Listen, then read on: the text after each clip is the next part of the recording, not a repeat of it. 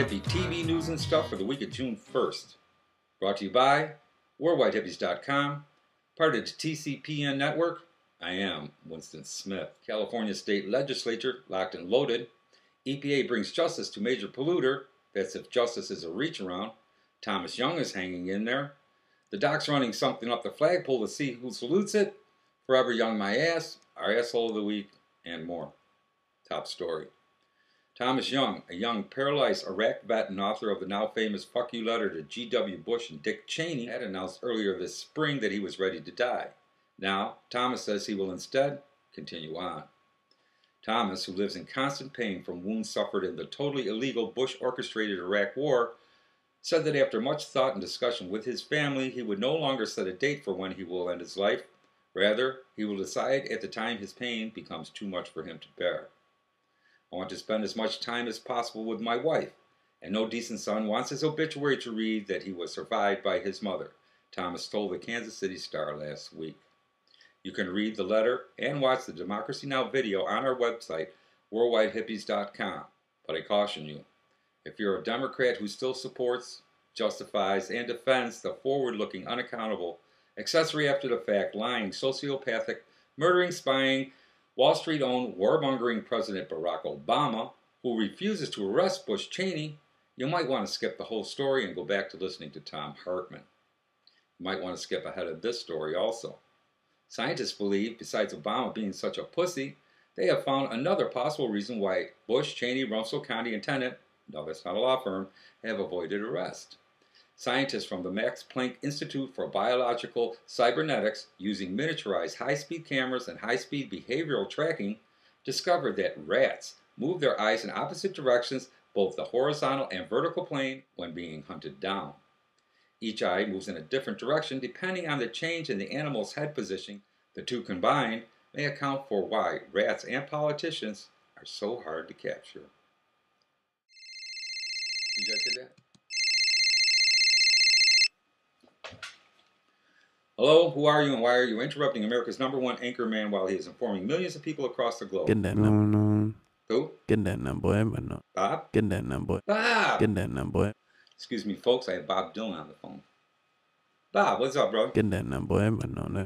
I missed what? Get that number, no. I missed your birthday. Shit, man, I can't even remember my own birthday. Get that number, no. Bob, I'm sorry, man. Get that number, no. I said I'm sorry. Get that number, no. Bob, it's not like anyone missed Get that anything. number, no. Get that number, I know we go way, way back. No, No, we don't go back that far, man. You're 72 fucking years old. no. And if you don't mind me saying that whole Forever Young thing, it ain't working. Get that number, no. What? Get that number, no. Bob, look, I can't. I'm on the Get air. that number, no. Yeah. No. Get that number, Okay. Happy 72nd birthday, Bob Dylan. Okay, Bob, I told him. that number, Yeah, they heard it. Get that number, There you no. go. What? Get that number, I can't do that. no. I Get can't that do number, no. Get that number, No. no. Winston doesn't do that. Get that number, I got it. get that number, no. Bob, Get that number, no. I know I owe you. Get that number, no. Get that, Okay. get that, no. All right, Get all that right, number, all right. no. Folks, I have to humor a very old friend right now. But while I'm doing that, here's the doc with a fascinating factoid. Okay. Happy birthday to Bob. Happy birthday to Bob. Happy birthday.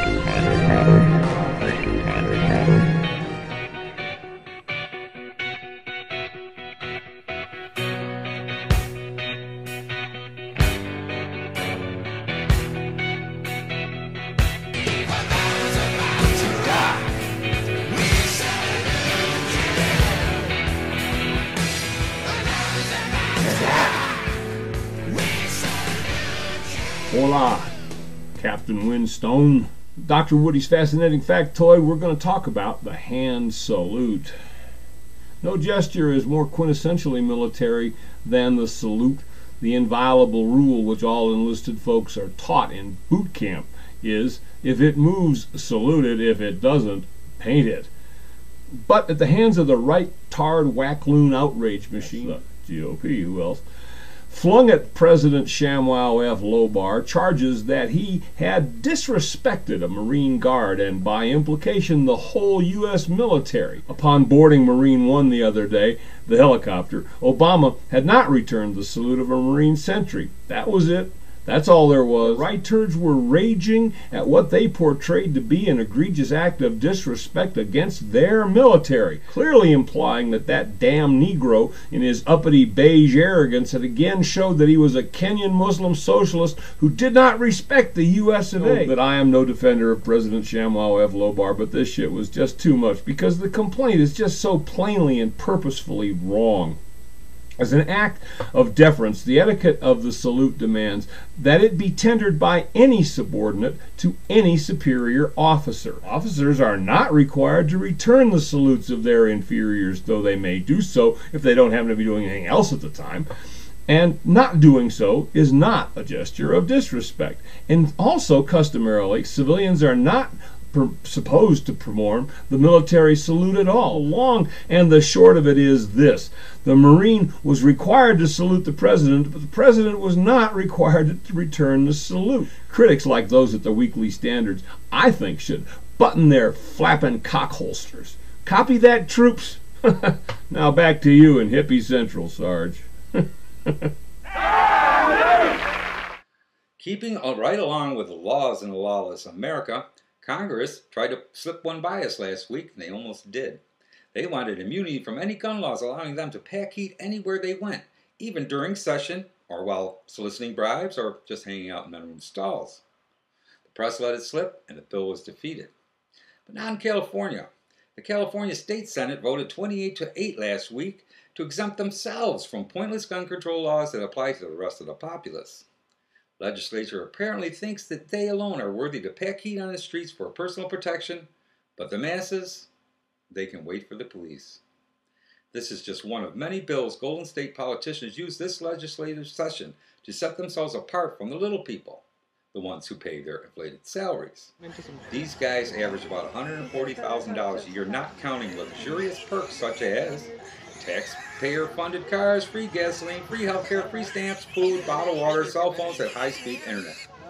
Just whatever happened to Jerry Moonbeam Brown? I don't know. And this. A Georgia Department of Natural Resources spokesman said that after several residents had expressed concerns about Christian Bibles being placed in all state park cabins, management directed the staff to remove the Bibles from the cabins and lodges until managers can fully investigate the issue and make an informed decision. But right-wing, corrupt, fundamentalist Baptist Georgia Governor Nathan Deal stopped any investigation and ordered state employees be paid to put all the Bibles back in guest rooms, state lodges, and cabins across the state. Corrupt, right-wing, fundamentalist Baptist Georgia Governor Nathan Deal, responding to reporters' questions about his putting Bibles that support his beliefs into state-owned properties, angrily argued that if the state didn't pay for them, he can't be seen as endorsing them. Corrupt, right-wing fundamentalist Baptist Georgia Governor Nathan Deal also barked that any religious group can donate books, not just Christians. Well, let's take right-wing, corrupt, fundamentalist Baptist Georgia Governor Nathan Deal at his word. You can mail all of your religious literature to, or give them a call and ask for the keys so you can place them there yourselves. I'm going to.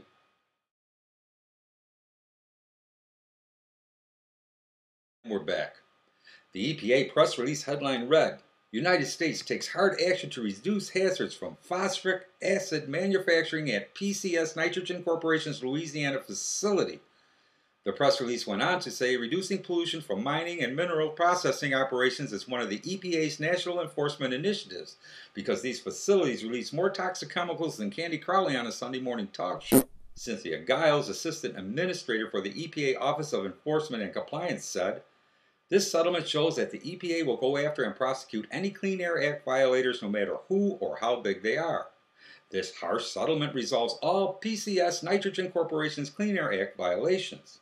Sounds good, till you read way down the article. Few people read past the headlines. That's why I'm here. Don't piss down back and tell me it's raining.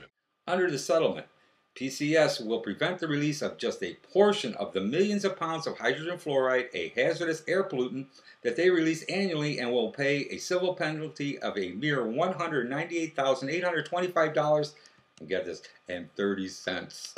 Claim no responsibility, and any cleanup of the air will be paid for by you and me, the taxpayer. I'm slowly beginning to side with the Republicans on this one, folks. Save the environment? Shut down. Hey, 6-year-old Palmer school student given detention and threatened with suspension after violating the school's zero-tolerance rule. He showed another student his gun on the school bus. Here's a picture of the gun.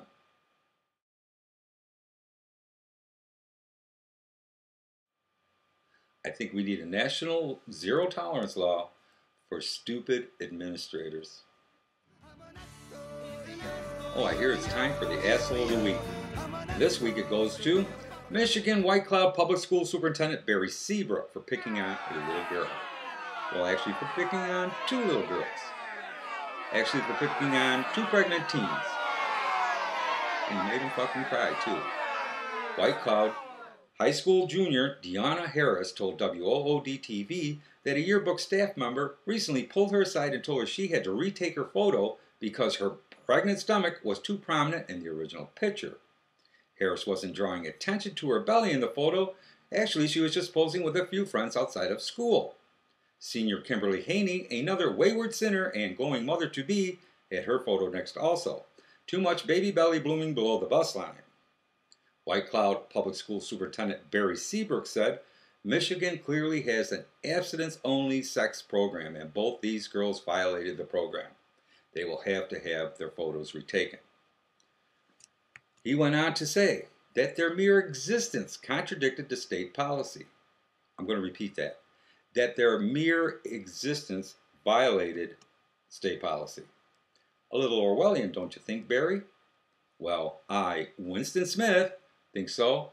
And that's why Michigan White Cloud Public School Superintendent Barry Seabrook is a big brother little prick, and Worldwide Hippie TV News and Stuff's Asshole of the Week.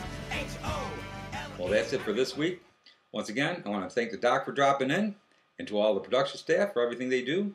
Please visit worldwidehippies.com each day, and you will see us here next week.